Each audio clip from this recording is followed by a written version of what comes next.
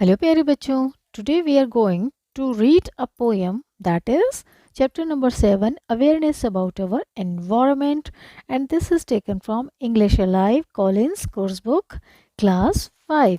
So let's start.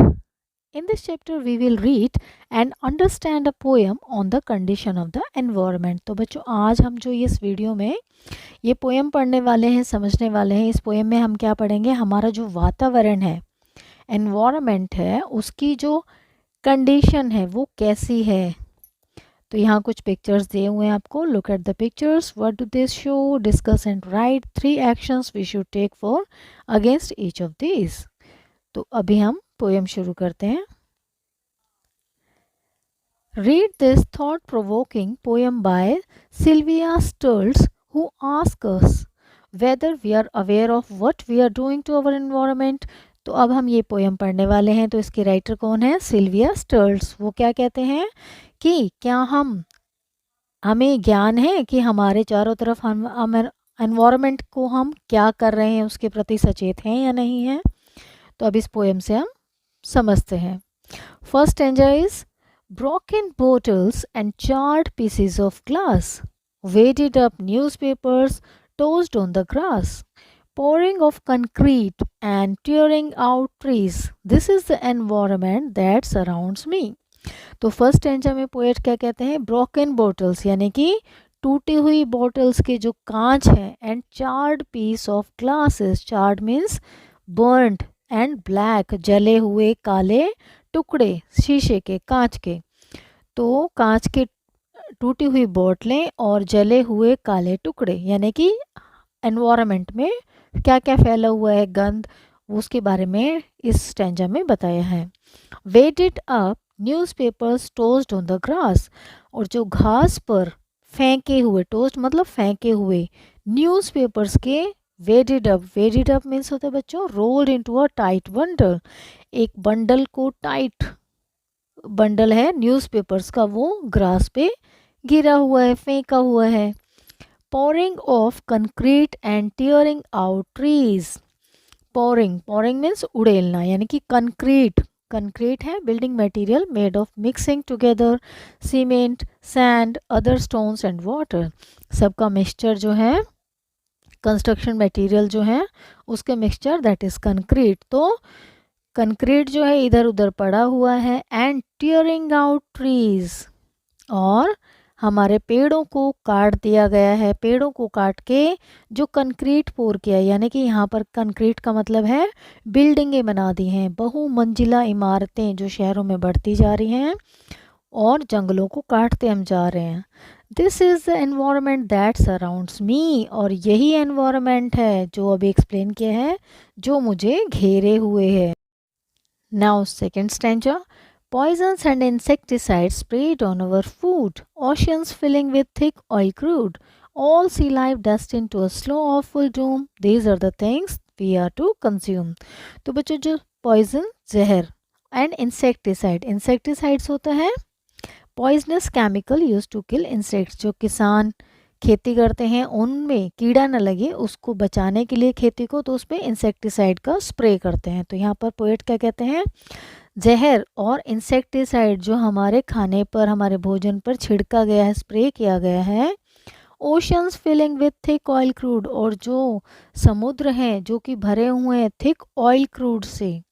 Oil crude क्या है बच्चों? Oil in its natural state before it is refined in factories to make petrol and diesel. कच्चे oil, यानी कि जब oil को, पेट्रोलियम को, इनको जब तक रिफाइन ना किया जाए, दैट इज़ ऑयल क्रूड। तो जो ओशंस हैं वो भरे हुए हैं थिक ऑयल क्रूड से। All sea life destined to a slow awful doom. Doom होता है मृत्यु, ऑफुल मतलब भयंकर। तो जितने भी समुद्री जीवन है, सी लाइफ है, उसमें जो टॉर्टोइज हैं, फिशेस हैं, और भी बहुत सारे जीव जंतु हैं जो समुद्र में पाए जाने वाले हैं, वो सारी लाइफ जो है, उनकी किस्मत जो है वो धीरे धीरे वो भयंकर मौत की तरफ बढ़ रहे हैं। These are the things we are to consume। और यही सब जो चीज़ें हैं वो हमें ईट करनी है, हमें ड्रिंक करनी है। कंज्यूम मीन्स टू ईट और ड्रिंक। तो बच्चों इसमें हमें क्या पता चला है कि इतना दूषित हमारा खाना हो चुका है कि उस पर स्प्रे किया जाता है, जहरीले इंसेक्टिसाइड उस पर छिड़के जाते हैं। और जो ओशियंस जो हैं जिनमें ऑयल क्रूड है, जो उसकी सी लाइफ है, वो इतने जो भयंकर मौत की तरफ बढ़ रही है। और वही मछलियाँ जो हम कंज्यूम भी कर रहे हैं सी लाइफ को भी, तो वो भी ऑयल क्रूड से त्रस्त हैं, मतलब वो भी तो जहर खा रहे हैं।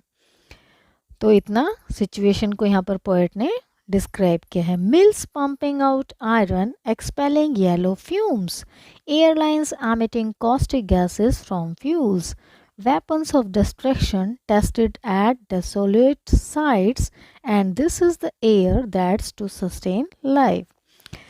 तो यहाँ पर इस पैरा में क्या है, जो मिल्स हैं, जो फैक्ट्रीज हैं, मिल्स हैं, पंपिंग आउट आयरन जिनमें से कि लोहा निकल रहा है, एक्सपेलिंग येलो फ्यूम्स जिन फैक्ट्रियों में से एक्सपेलिंग होते हैं बच्चों, थ्रोइंग आउट विथ फोर्स एकदम जोर के साथ बाहर निकलना, वहाँ से येलो यानी कि फ्यूम्स निकल रही हैं, स्मोक निकल रहा है, धुआं निकल रहा है मिल से।